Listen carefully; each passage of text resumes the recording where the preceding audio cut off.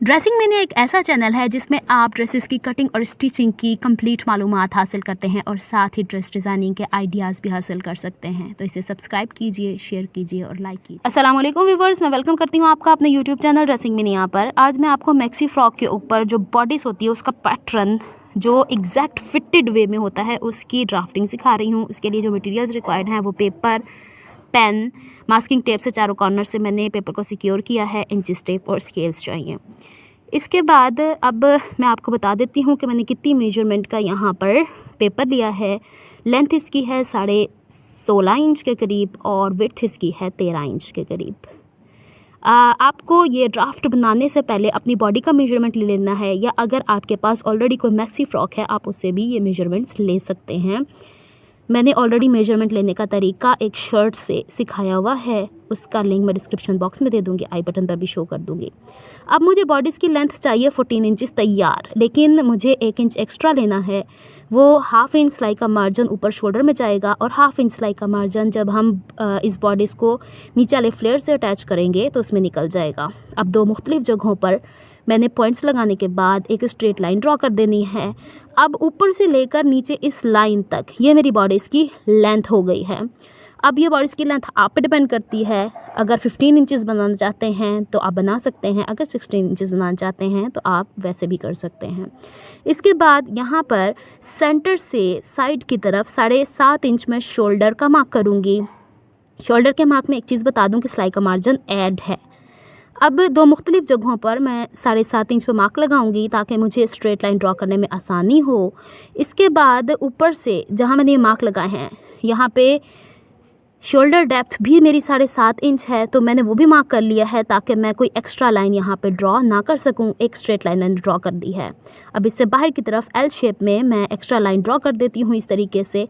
ये बेसिकली मेरा होगा यहाँ से कि मेरी चेस्ट की फिटिंग का मार्क इस पर होगा। गले की चौड़ाई टोटली आप पे डिपेंड करती है। मैं यहाँ 3.5 इंच पे मार्क कर रही हूँ। गले की चौड़ाई 3 इंच भी हो सकती है, 4 इंच भी हो सकती है, यह आप पे डिपेंड करता है। शोल्डर स्लोप मैं यहाँ 1.25 इंच ले रही हूँ, आप आधा इंच भी ले सकते हैं। अब जो मैंने गले का यहाँ पे मार्क लगाया है 3.5 इंच के ऊपर और शोल्डर स्लोप का जो यहाँ पे मार्क लगाया है, इन दोनों को आपस में ज्वाइन करने के बाद लाइन को एक्सटेंड करना है। वहाँ पे लाइन को ड्रॉ करके छोड़ नहीं देना। ये क्यों एक्सटेंड किया है ये आपको आगे चल के पता चल जाएगा।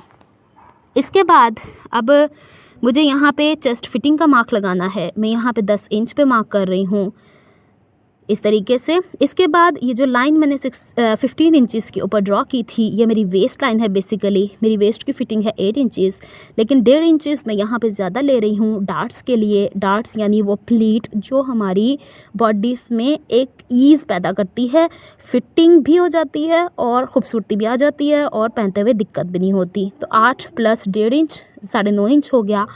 अब जो ऊपर मैंने चेस्ट फिटिंग का 10 इंच का मार्क लगाया था उसको इस 9.5 इंच वाले मार्क से स्ट्रेट मिला देना है। ये है मेरे पास एक बेसिक बॉडीज़ का पैटर्न। फ्रंट और बैक के लिए एज इट इज़ ये ऐसा ही बनेगा। अब इसकी मुझे डार्ट जो कमर का डार्ट है उसको मुझे ड्रॉ करना है। उसको ड्रॉ करने का तरीका ये है कि आप सीधे खड़े हो जाएं, अपने शोल्डर से लेकर यानी गले वाली साइड से लेकर जो आपकी चेस्ट का उभार है वहाँ तक मेजर कर लें। तो नॉर्मल जो हम एडल्ट्स होते हैं उसका वो 10 इंच ही लेंथ होती है। आप मेजर कर लें, कईयों का 11 इंच भी हो सकता है, उस हिसाब से आप कर लें। अब इस डार्ट की सेंटर से जो मेजरमेंट होती है वो एक ब्रेस्ट से दूसरे ब्रेस्ट के उभार के बीच का गैप होता है, यानी नॉर्मली 7.5 इंच होती है। बाज़ लोगों का गैप ज़्यादा भी होता है, 4 इंचज़ भी हो सकता है। तो मेरे केस में ये 3.5 इंच है हाफ़ में, यानी ओपन करते हैं तो ये 7 इंचज़ का गैप हो जाता है। अब ये मैंने 3.5 इंच सेंटर से जो मेरा बर्स्ट पॉइंट था या एपेक्स पॉइंट इसे कहते हैं, उससे और कमर की जो फिटिंग थी उससे मैंने स्ट्रेट लाइन मिला दी है। चूँकि मेरा डार्ट 1.5 इंच चौड़ा था तो 1.25 इंच लाइन के एक तरफ लूँगी, 1.25 इंच लाइन की दूसरी तरफ लूँगी और इसे इस तरीके से स्लांट में मिला दूँगी। तो ये मेरे पास मेरी कमर का डार्ट कंप्लीट हो जाता है। अब मुझे एक डार्ट ऐड करना है शोल्डर के ऊपर।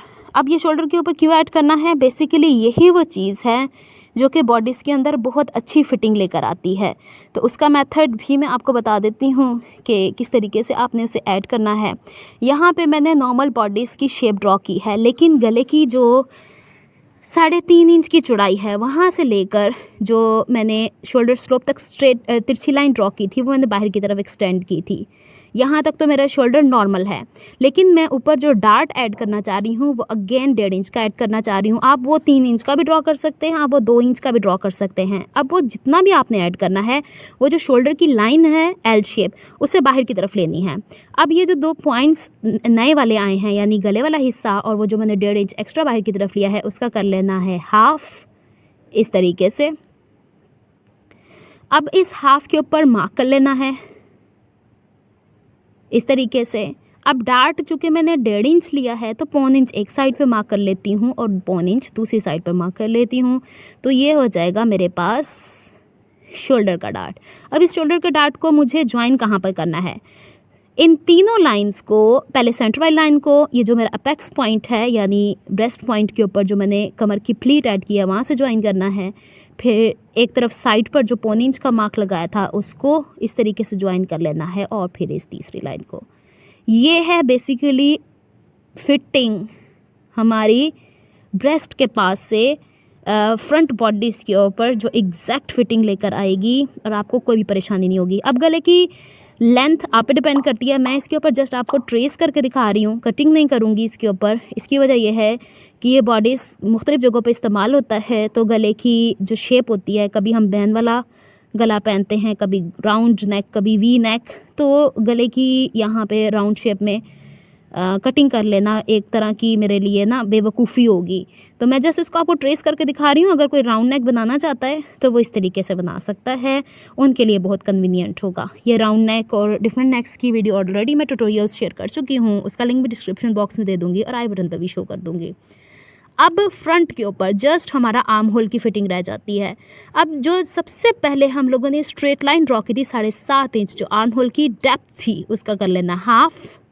7.5 इंच थी वो, उसका हाफ कर लिया। अब जो ये 1.5 इंच मैंने एक्स्ट्रा बाहर की तरफ लिया था, इसको स्ट्रेट इस सेंटर पॉइंट से मिला देना है, स्ट्रेट। ये थोड़ा सा अजीब सा लग रहा है, लेकिन जब ये डार्ट सिल जाएगा तो ऑटोमेटिकली ये सारा हिस्सा कवर कर लेगा और बहुत खूबसूरती से ये बॉडीज़ बनेगी। और फ्रंट का इस तरीके से गुलाई देते हुए, जितनी गुलाई 1/2 इंच या 1.25 इंच आप अंदर की तरफ रखते हैं, इस तरीके से शेप दे देनी है। तो ये हमारे पास आ जाता है फ्रंट बॉडीज़ का पैटर्न। अब जब ये दोनों यानी डार्ट्स आपस में सिलेंगे तो इसकी फ़िटिंग बहुत खूबसूरती से आएगी। इसको मैं अब आपको डार्ट को फ़ोल्ड करके दिखा देती हूँ कि किस तरीके से ये फ़ोल्ड होगा तो शोल्डर अपनी पोजीशन दोबारा से बरकरार रखेगा। यहाँ पर मैं आपको डार्ट को फ़ोल्ड करके दिखा देती हूँ कि किस तरीके से इसकी शोल्डर अपनी पोजीशन बरकरार रखेगा। डार्ट के सेंटर को इस तरीके से बैक की तरफ मैंने फ़ोल्ड कर दिया है और इसके दाएं और बाएं जो 1.25 इंच का मार्क था उसे एक दूसरे के ऊपर इस तरीके से ओवरलैप कर दिया है। तो देखें किस तरीके से शोल्डर ने अपनी पोजीशन पकड़ ली है। अब यहाँ पर मैं आपको ये बॉडीज़ कट करना नहीं सिखाऊँगी, अपनी नेक्स्ट वीडियो में मैं आपको फुल मैक्सी ड्रेस की स्टिचिंग सिखाऊंगी। उसमें मैं आपको बताऊंगी कि किस तरीके से मैं इसे कट करती हूँ और इसको मैं स्टिच करती हूँ। अब मैं आपको बैक बॉडीज़ की ड्राफ्टिंग सिखा देती हूँ।